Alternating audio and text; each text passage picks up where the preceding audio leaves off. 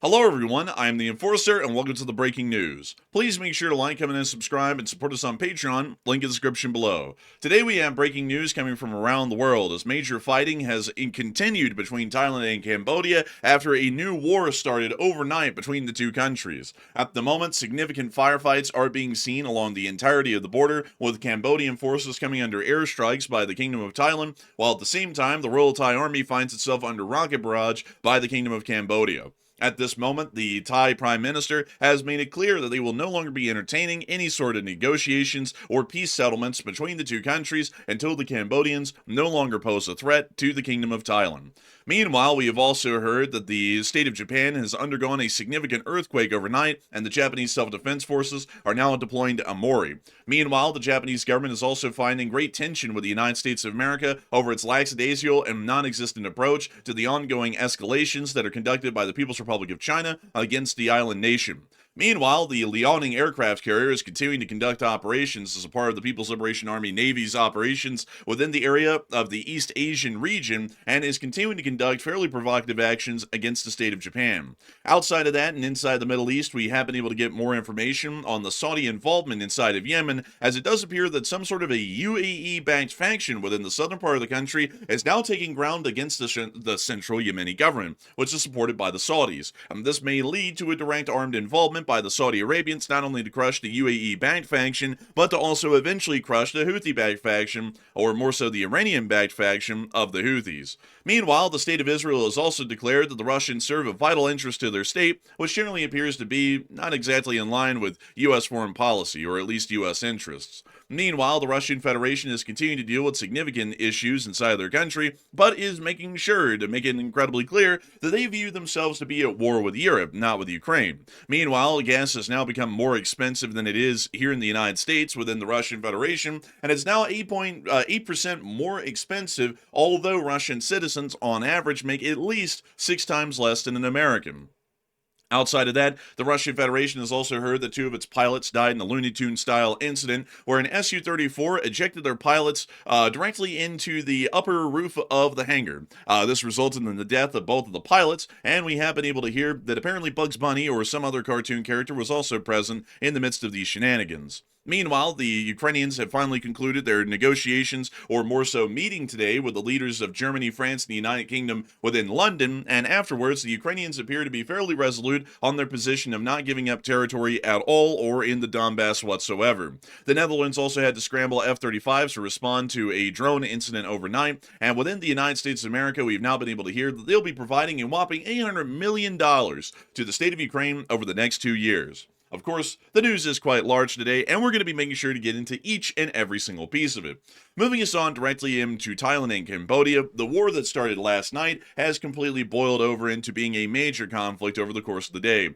with multiple video and pictures showing us armored columns on the move from the Royal Cambodian and Thai armies, and not only that, significant firefights are once again occurring around the border region. One thing that is a little bit important to note, however, is that at least for this short war video, we cannot show you all a large amount of the combat footage that has actually come from the front lines, but one thing that I can tell y'all at a minimum is that the firefights are incredibly large, quite significant, and do appear to be resulting in significant casualties, especially on the Cambodian side. Additionally, we also were able to see, at least for one of the clips that we can show, that the Royal Thai Army actually engaged and blew up a golden horse statue that was a vital symbol, or more so mascot, to the 3rd Support Division of the Royal Cambodian Army. The Thai obliterated the thing with an anti-tank guided missile. As we can see, it is clearly gone.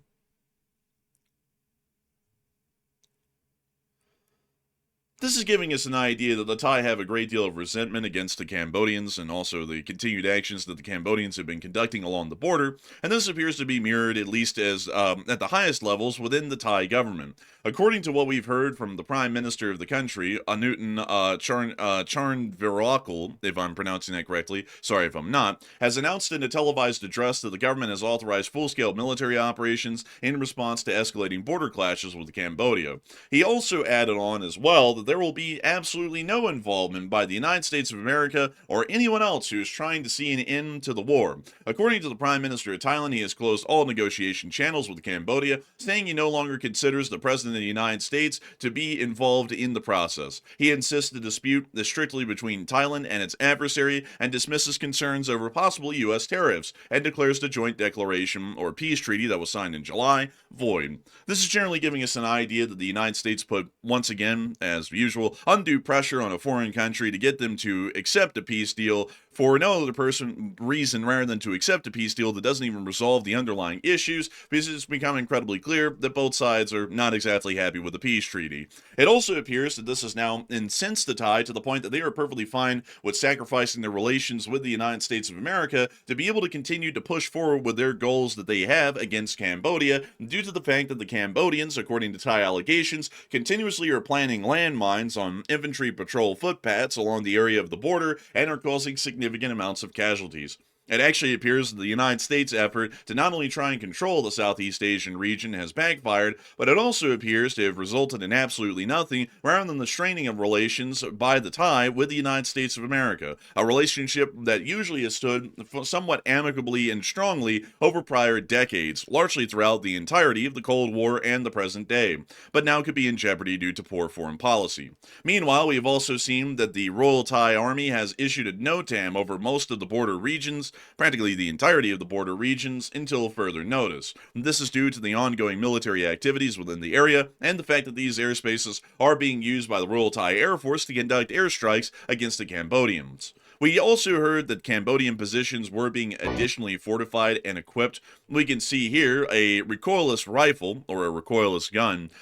being equipped with some sort of a string to be able to pull the trigger. I've never really seen something like that, at least recently. And we can also see that it appears that the sandbags are made out of Glad trash bags. Fairly interesting sort of a setup for the Royal Cambodian Army, and a large amount of their outposts and positions look similar. Got to give a big shout out to the bottled water and the massive amounts of recoilless rifle ammunition over here in the corner, which could go up like kindling if this position was hit. Nevertheless, the Cambodians are continuing to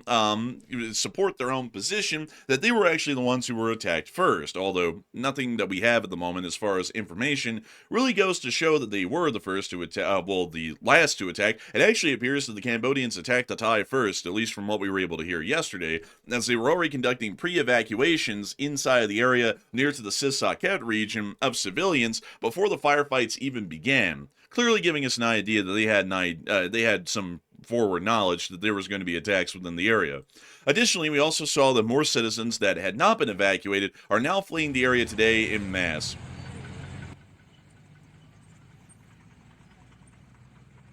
While some areas near to the initial point of contact around Ubon Ratchathani and SKYROCKET were evacuated, it doesn't appear that larger areas of the border were evacuated either, possibly showing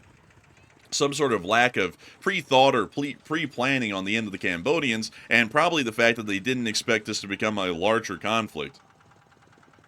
Still, it is now clearly becoming a larger conflict, and civilians in Cambodia and Thailand are all fleeing from the border to try and get out of the area that is now an active war zone.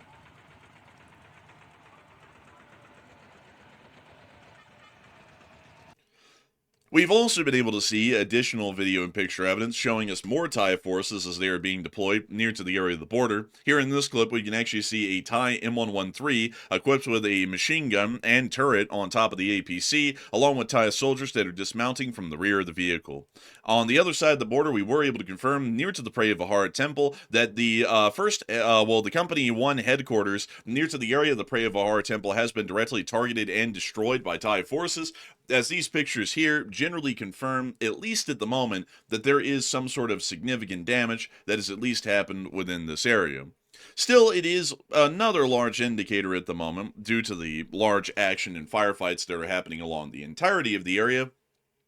that the Thai and the Cambodians are once again in a full-blown war. We do understand that the Thai will generally achieve the upper hand or the advantage against the Cambodians due to the fact that Cambodia does not really have a large military budget, a well-trained military, or a large amount of equipment to work with that is modern or advanced. The Thai, on the other hand, do, in all three and in spades. And so for that reason, we do expect that the Thai will most likely start to steamroll the Cambodians here incredibly soon, and we'll also see that more border gains are made. As a matter of fact, the Thai army has already crossed the border, at least around the Sakao region of Thailand, into Cambodia, and has claimed the capture of at least one village or town within that area. We will be trying to keep a note and up to date on all of these developments and information as much as we can on this conflict, and if there is ever any major inflection points within the war, we will be making sure to go live with a breaking news stream that will happen at any moment of the day whenever major news comes out on this development or any others. We also have been able to hear that the state of Japan has actually been hit with a significant earthquake overnight,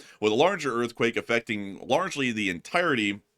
of not only Hokkaido's southern shores, but also the Japanese mainland island shores as well within the northern regions. At the moment, the Japanese self-defense forces are already deploying to the northern city of Omori to prepare for search and rescue and also recovery operations to commence after the tsunami hits shore and starts to cause the damage that they historically do. The Japanese government is dealing with another issue, however, at the moment, which is the United States of America. As according to information that has been heard from the Financial Times, Japanese officials are growing increasingly frustrated by the United States' inaction and passive statements regarding overtly aggressive actions against Japan over the last few weeks by China, reportedly pressing the current administration to more forcefully defend Prime Minister Sanai Takaichi after her warning that a Chinese attack on Taiwan could warrant a military response from Japan, set off furious reactions and death threats from Beijing, or generally the Chinese Communist Party.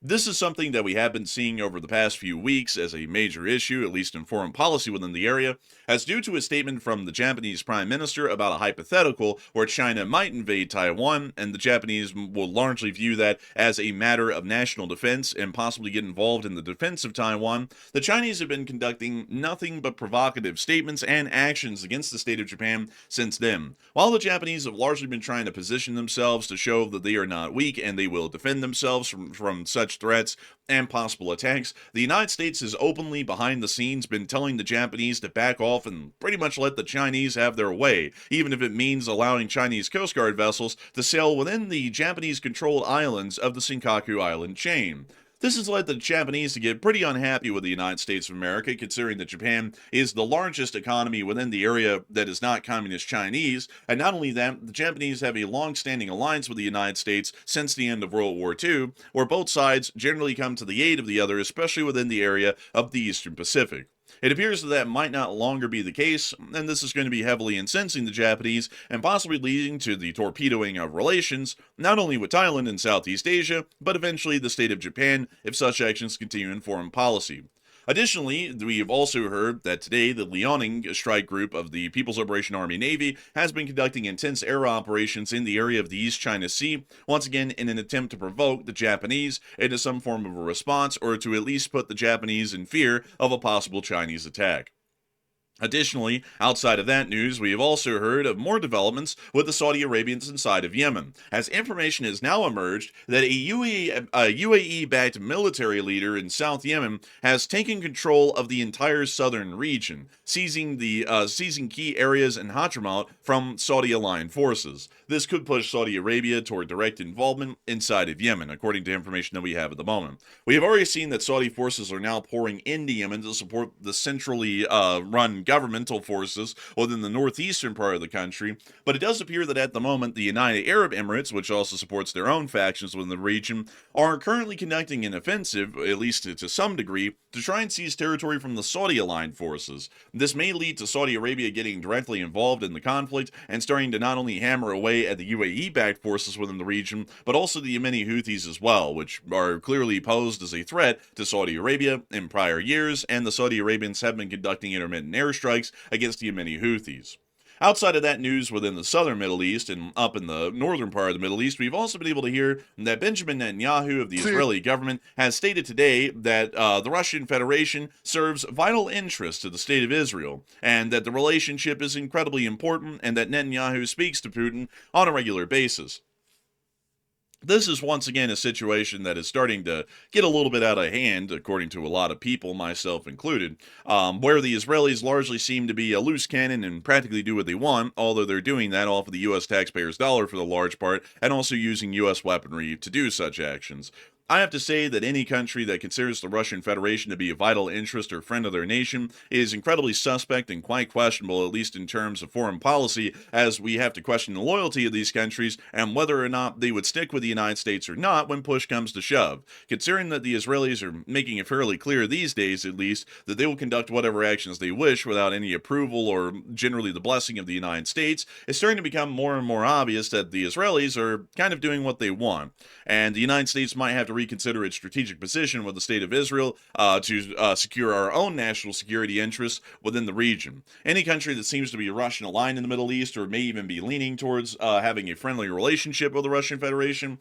is a country that generally should not be trusted, as a rule of thumb. Outside of that, and inside of the Russian Federation is continuing to push forward its concept that they are at war with Europe, as we've been able to hear that Sergei Koronagov, who is one of Putin's top political advisors, stated in this video to Russia One, which is the Russia One news channel, which is a state-run news organization, that he has stated that they believe that they are at war with Europe, and this won't end until the Russians defeat Europe. It's great to know that a guy who looks like a living version of Brainy from the Brainiacs apparently believes that they're at war with Europe. If they were, then they would probably be getting their asses beat right now, just the honest truth of it. But apparently the Russians don't realize that yet. They probably will soon. We've also heard that gas is now more expensive in the United States, in Russia than the United States, as gas in Russia is now 8% more expensive than it is in the United States. And with the median U.S. income being 9.5 times higher than the median Russian salary,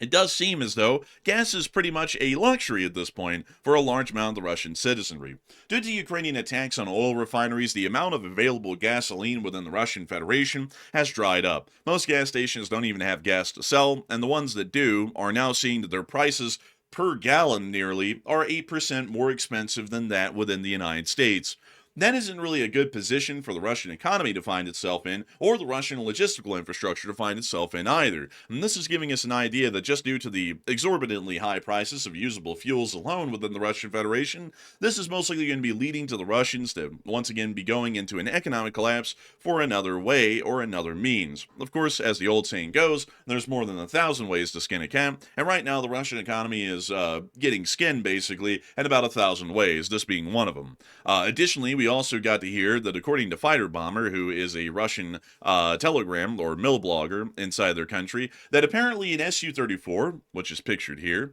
without the cockpit being covered by a canvas, apparently earlier in the day,